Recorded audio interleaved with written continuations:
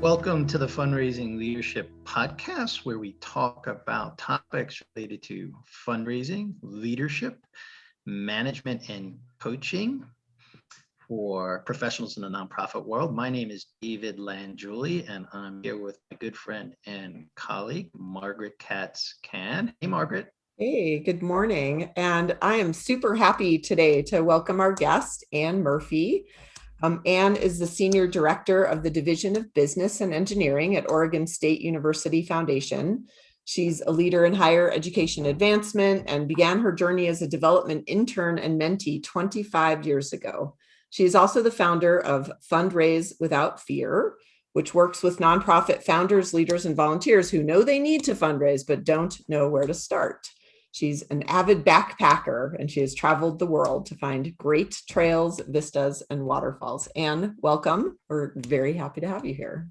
Thanks so much for having me, Margaret and David. It's really nice to be here. I'm looking forward to the conversation. Good. So, Anne, I'm going to just kind of start with some questions from your blog, which is posted on our site. And you take this interesting perspective about power differentials between fundraisers in three different arenas. And it struck me as I was reading this that in some places, actually, the fundraisers are higher in power, and in some places we're lower in power. And just tell me a little bit about your observations. Yeah, so I think you hit the nail on the head. It's our ability to navigate that whole spectrum, because there are these moments where if we're not careful, we implement our power in ways that we could always do better. So when we're on the lower end of the spectrum, it's like, how do we bring ourselves up so that we are working on common ground, as we well should, because we are talented professionals doing noble work. And when we have the power and the platform, how do we use that in order to bring our beneficiaries up and do right by them as well? So there's a fluidity to it. And that's what I'm so passionate about, is how do we as leaders navigate that whole spectrum? Yeah, I was struck by the story you shared in the blog post. I seem to recall it was earlier in your career going into an office in New York City. The damsel with the ashtray to meet at your Did you see I used a picture from The Devil Wears Prada? Because I was saw that. That's what I used in my presentation. Yeah. So tell us about what happened there and how you've processed it since. Thank you. It's such a beautiful question, because it's two very different things. You know, at that point in my career, I was so, like, I was using a BlackBerry, so that dates where, at what point in time this was, 20 some odd years ago. And so I didn't really understand power imbalances. And so I wasn't sure what was going on. When she said to me, if I knew it was just going to be you, I wouldn't have taken this meeting, there was a piece of me that said, fair enough. Like, you're right. I'm not a big deal. And maybe I'm even subpar. That's, the frame of mind that I went into at that point was like, I am definitely coming from a place of way lower, on the power spectrum. And, I was able to call upon some of my innate skills and a few things that I'd kind of learned, but in that moment, I really did feel quite small, and I was just doing my very best. Mm-hmm. Now, all these years later, and lots of reps with this kind of, interaction within the power spectrum, I look back on it and I can say that person didn't have quite the self-awareness that, that a lot of people do. And I didn't need to wonder, am I good enough? Because of course I was good enough. And the way that I process it now is kind of through the lens of, what would I say to an early career professional if they had an experience like that, or they were preparing for something that could go like that? And that has really shifted my thinking. is So what would you say today to your younger self? good question. What I would say to my younger self is you have prepared. You know what you're doing. You are here to help this individual, and whether they see that or know that is immaterial. My intention and my presence there is the purpose of helping them and helping the organization that she loves so much. And that's it. I'm sovereign. I'm not subject to, mean-spiritedness, for lack of a better word. It's a non-issue. It's not about me. It's about her. Yeah, it reminded me of the very first ask that I went on, which was with a board member, and we were at lunch, and the potential donor said, like, we sat down and ordered our Diet Cokes or whatever, and he said, "Is there any reason that you two invited me here today other than to shamelessly beg for money?" I mean, it was so demeaning. Ooh. And I would have said one thing, but my board member jumped in and she said, "Well, of course, there's a lot of other," I mean, she was so diplomatic. And I thought, if I had just been sitting across the table from him, I would say, "Well, I'd love to talk to you, but this is actually an ask." I would have come up with a different answer. And Sure. what I love is I don't think there was a right or a wrong, and I love where you're going with, like, you just can't take it personally. You can't take it personally. I mean, there's, like, you could kill them with kindness. You could attempt to turn it around. You could use humor. You can do different things, just leaning on your emotional intelligence, for sure. But I think that one of the things that's most important to continue and have a successful meeting is that piece of not taking it personally. Like, it can't be about you in that moment. Oh, you can definitely go process it later. But that's how I've gotten past those weird moments before. Yeah. Yeah. Easy to say, hard to do. Yeah. As I was exchanging with some folks on LinkedIn about this very topic last week, not taking anything personally. Yeah. Anyway. Easier said than done, especially when you're 20 something. I think all of us as fundraisers need to have t-shirts printed, maybe a tattoo. Don't take it personally. Don't take it personally. And I do always tell my early career colleagues is that, you are good enough and you don't need to question that. Yeah. Is there more to say sort of about that power dynamic with donors? I think there's a lot more to say about it. One of the things that I'd really love to see in our industry is, and I get asked about this all the time from colleagues, is, how do we manage those boundaries and those conversations, knowing that our organizations are going to support us? What is that line? And this has particularly come up in our work in the DEI space of, when a donor is coming to us and sharing their values and their comments that are not in keeping with our institution's values, let alone the fundraiser's values, what is our role in those conversations?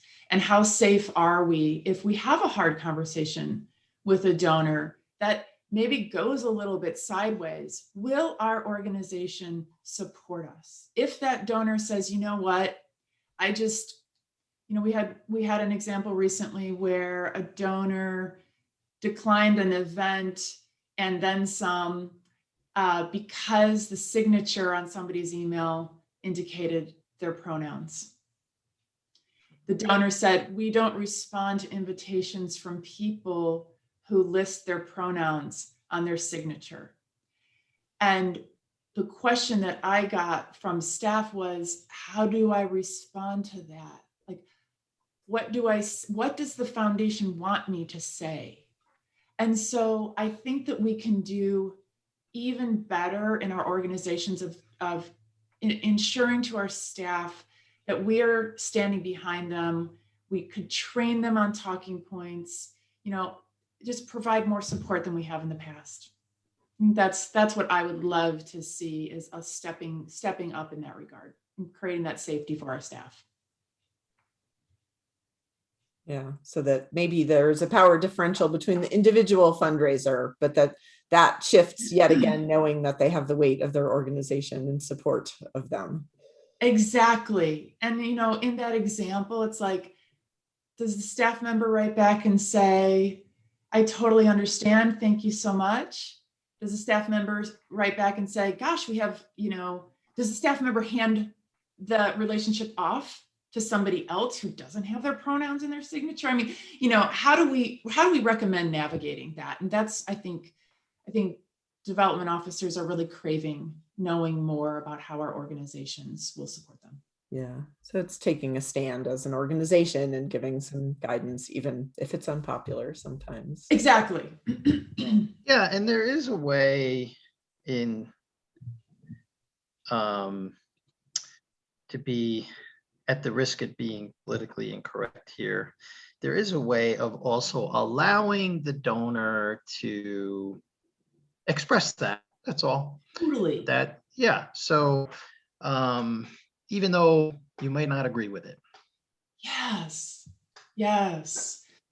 We get a lot of that with regard to the perception of the liberalism on university campuses. And we're getting more and more practice in having those conversations because it comes up more and more now. So some of our really conservative constituents are getting the opportunity to say how they feel and what they think. And we're having really productive conversations about where the university stands on that. And I think we're also becoming okay with, we're not for every single donor. Yeah. Not every single donor needs to support us. There are lots of ways for them to make an impact that do align with, the values of higher education. And it might be that there's another organization out there for them to do that. And that's what we're getting better at. And I'm not saying we should run around cutting ties with a whole bunch of, really generous folks, but it is okay to set them free sometimes, Yeah. As we're talking about this, I'd love to just segue a little, because there's something else that you wrote about where the balance of power is the opposite. And that is, as a fundraiser or an organization that has granting power or scholarship awarding power, where suddenly that spectrum is flipped. Yes. So yeah, can you say a little bit more about that experience? Yeah. We've really become attuned to this. And as soon as we started talking about it, we were able to make some changes it's such a positive way in how we connect our beneficiaries, their stories, and themselves personally with our donor audience and individual donors. So what we learned is that in some of our communication about beneficiaries and the opportunity to make a gift, the argument for support, we were telling the students' stories for them without engaging them at all. And what we learned is that the stories that we told, and were the stories that our donors want to hear, right? They're very compelling stories about how a donor can make an impact, but they weren't the student's stories. They weren't told in the way that the student would prefer. And we apply that litmus test of, are you talking about this student in the way that you would if they were sitting, one table over at an event? Are you potentially exploiting them? Are you layering on top of it your own perceptions? And so what we were able to do is look through our publications, see where we made those mistakes, and stop doing them going forward. We had multiple things in progress. We pulled these publications back, edited them, and really fixed it so that we were telling the stories from a more ethical point of view. And then the other piece is really getting more intentional about our conversations with students before connecting them with donors. And I've just been working on this week. We have a scholarship program for first generation students, and they raised their hand and said, you know, we feel like we're being kind of trotted out to committees and boards and donor meetings, and we're not fans of it. And it was a thing of beauty that they let us know, because truth be told, we might have continued doing it. But instead, what we were able to do is take like 20 steps back, learn from the students what does work for them when and if they're going to be part of a committee meeting or board meeting, when and if they're going to meet their donors, what's comfortable, you know, what is the setup, what is the room, what is the, like everything about it, what works for them versus our standard template, right, for connecting our donors with our students. And so it's just a big shift in the way we've been doing business. And it seems so obvious, you know, in retrospect, it seems so obvious, but, you know, it wasn't. And now we can change it, which I think development officers have a position of power, and we have enough tendrils throughout our institutions that we can identify opportunities to do a better job of managing that power imbalance between donors and beneficiaries. Yeah, I sort of feel, I mean, by definition, I'm sure each student gets to have his or her own opinion about what works, but I am sort of curious, like from a granular level, like what is the feedback that you're getting? What is the feedback from the students or from okay, students? so one more of and less of. Yes. So what they want more of is they appreciate the opportunity to share the impact of the scholarship more so than effusing gratitude. They are grateful, but the difference between a thank you letter and talking about the impact of the scholarship, you know, a short bio is preferable to an effusive letter just demonstrating and articulating levels of gratitude that we as development officers want them to demonstrate, and donors probably you know enjoy that even more. Well, some, depending on the personality type. So we learned that students are interested in talking about themselves in different ways. We also learned that this group of students that I'm referring to, because I don't want to generalize too much, would very much prefer for there to be multiple students in the room when meeting with donors. They would like to do these in group settings, and that's their comfort level with that. They also would like to know ahead of time, what are we going to talk about? Like, really, what are the questions that I'm going to be asked? And also they want food. We do have a lot of students with food insecurity at Oregon State, and being able to make that part of the experience is actually important. Yeah. And that's an easy fix, right? We might have done it anyway, but now I'm working on a get together, and I'm just making sure that it's not at 10:30, you know, it's at lunchtime. Right. So we can feed them. Those are some examples. I love that those are great. I love that you're pointing to this dynamic of sort of the institution, the donors, and the beneficiaries. Yeah. And the fundraiser is in the middle of all that. Yeah. And so as those are, well, if there isn't someone like you, Anne, who has an awareness of these dynamics, then you're on autopilot. Yes. That's not the sense that I get from you. So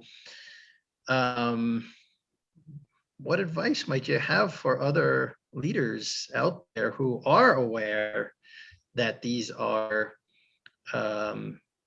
tricky conversations? Leaders need to be aware of the power dynamics involved. So where's your thinking on that right now? It's a wonderful question. Thank you for asking it. Here's where I am right now with it, and it's very pragmatic. I would love to say something loftier, but I think it boils down to leading from where you are. I don't think that waiting for the overall institution to change all of our operations, how we do donor relations, how we do stewardship. I don't think that it's necessary to wait for all the systems to catch up. If we did, we wouldn't have institutional races.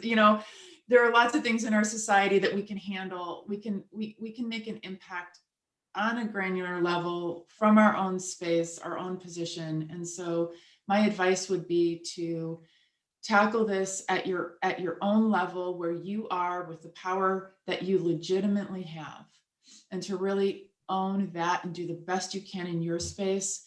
What I have seen is that as I've been, calling these things into question a little bit, just taking that step back, other colleagues are paying attention to, okay, all right, maybe we should ask the students how they feel. Okay, that's a first step.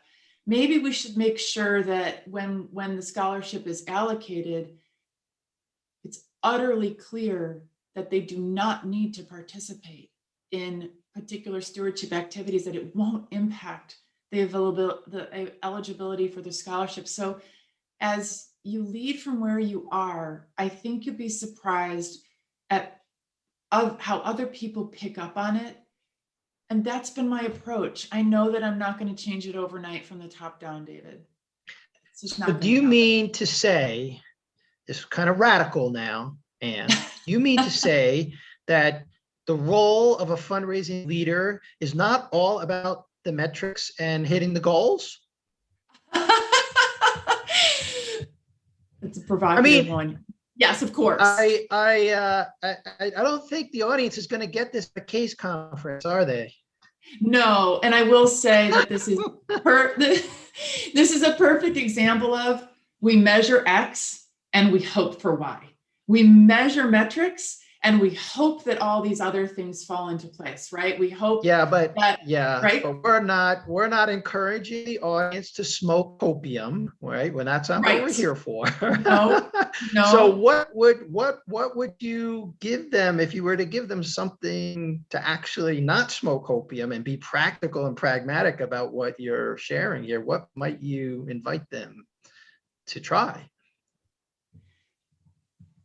So what I would invite them to try is, first of all, something that comes from a very personal place as a leader, of being very comfortable in your own convictions, knowing that you're going to stay, in keeping with the values of the organization that you work for. But within that and underneath that overarching, kind of guiding light, you do have flexibility. You do have autonomy to bring your own perspective into things, especially with your teams. And I think that when we as leaders drop our own shoulders, drop our own guards, it creates a space for colleagues to begin to share their own perspective on it. Without sharing that, I mean, my experience thus far has been, if folks can't talk about it, they can't change it. And so by starting from that place of, we are a group who talks about, power imbalances. We are a group who are not going to pretend that they don't exist. Because I do think I want to use a word, but I do think that we're somewhat delusional about this in our field. We act like the power imbalance doesn't exist, but it totally exists. We just don't talk about it.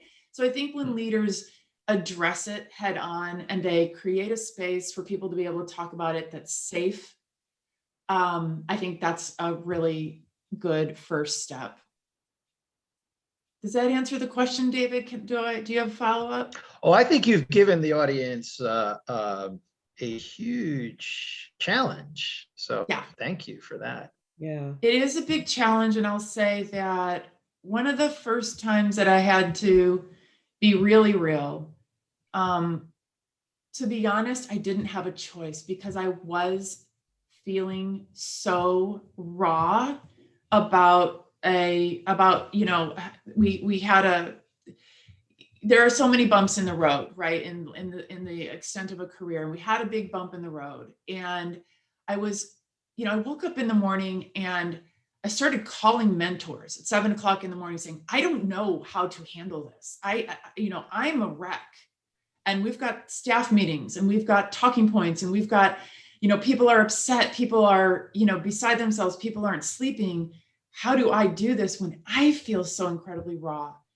And the way I showed up was I got my act together. It wasn't a complete mess, right? But I did let people know and see that I too was struggling with it, and that I didn't want them to pretend that they weren't. And I couldn't do it either. So that's a little nugget that I'll share, is that I do think it can be really challenging, but also I'll tell you, on the other side of it, I felt so much healthier. Yeah. It was healing for me as much as it was for my staff. Yes. And I think, thank you for sharing that. I think, raw and real can win the day for sure. And what I hear you saying is that there is wiggle room to do that while still staying aligned, that it doesn't have to be an act of rebellion or rogue, that, that you've found a sweet spot. So thank you. Thank you so much. So this podcast is brought to you by Fundraising Leadership. We provide unique coaching and training programs that powerfully transform how you work in order to get results. Please subscribe if you haven't already. You can find us on iTunes, Google Podcasts, Amazon Music Podcasts, and Spotify. And if you enjoy the show, please rate and review us so others can find us. We don't have a specific resource this week, but please do check out our website if your team needs some help being able to create safety for authentic conversations. We are on the job at Fundraising Leadership, so please check us out. Now go put it into practice.